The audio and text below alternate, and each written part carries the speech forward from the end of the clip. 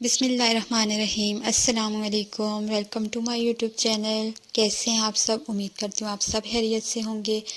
और आज है फर्स्ट रमज़ान, तो फर्स्ट रमज़ान में आज हम बनाएंगे बहुत ही मज़ेदार क्रिस्पी जिंगर बर्गर की रेसिपी। पकोड़े समोसों को करेंगे बाय बाय आज के दिन, और हम आज बनाएंगे बहुत ही क्रिस्पी सा जिंगर बर्गर। तो उसके लिए सबसे पहले हम चिकन को मैरिनेशन देंगे। मैरिनेट करने के लिए चिकन को मैंने यहाँ पे लिया soya sauce 1 teaspoon, chilli sauce 1 teaspoon, hot sauce इसमें जाएगी, वो भी 1 टीस्पून में ऐड करूँगी। इनको मिक्स करने के बाद हम डालेंगे सिरका। सिरका इसमें जाएगा 1 टीस्पून।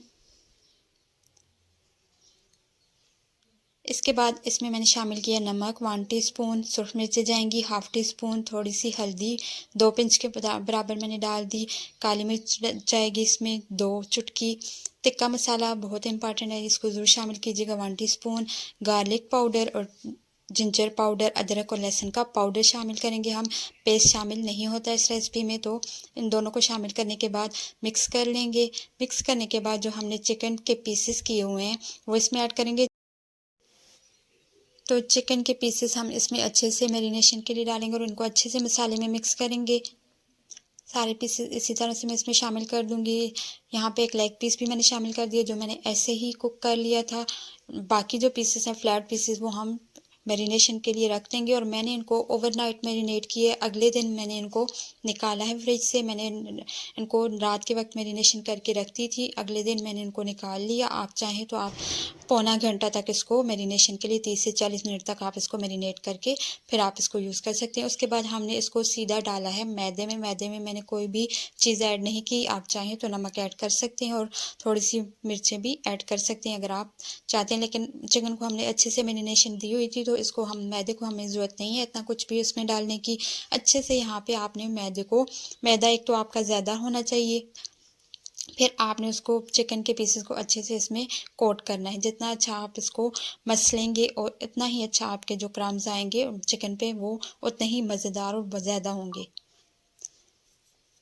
तो यहाँ पे सारे पीसेस को मैं इसी तरह से इनकी कोटिंग कर लूँगी मैदे से।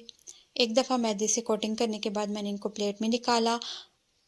सारे पीसेस को प्लेट में हम निकाल लेंगे, एक्स्ट्रा मैदा हम छिड़क देंगे।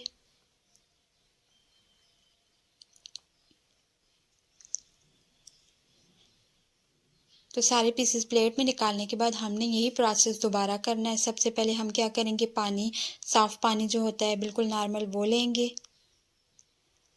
उसमें हमने अपने एक एक पीस को, चिकन के पीस को इसमें डिप करना है ताकि वो दोबारा से गीला हो जाए। गीला करने के बाद हम दोबारा इसको उसी मैदे में डालेंगे और वैसे ही वही प्रोसेस रिपीट करेंगे, जिससे हमारी जो क्रम्ब कोटिंग है इसके क्रम्स और भी अच्छे हो जाएंगे और भी ज़्यादा हो जाएंगे। ऐसे आपने मसलना है इसको ताकि इस पे ज़्यादा से ज़्यादा मैदा लगे और वो जो मैदा लगेगा उसी के क्रम्ब बनेंगे। तो यहाँ पे आप देख सकते हैं कितने मज़ेदार से क्रम्ब बन के तैयार हो चुका है। इसी तरह से बाकी सारे पीसेस भी मैं रेडी कर लूँगी।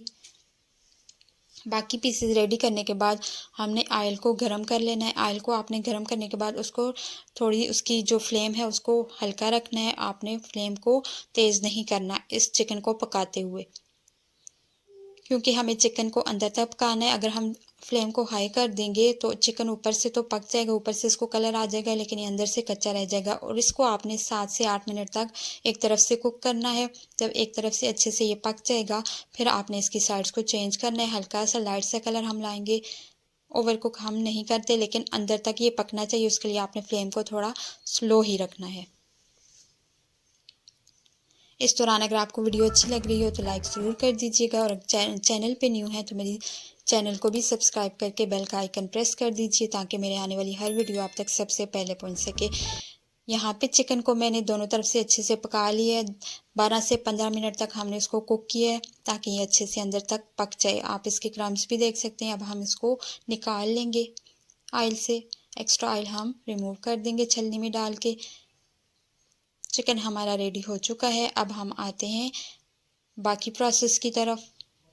तो यहाँ पे जो जिंगर बर्गर के जो बन मिलते हैं आपने वो ले लेने हैं।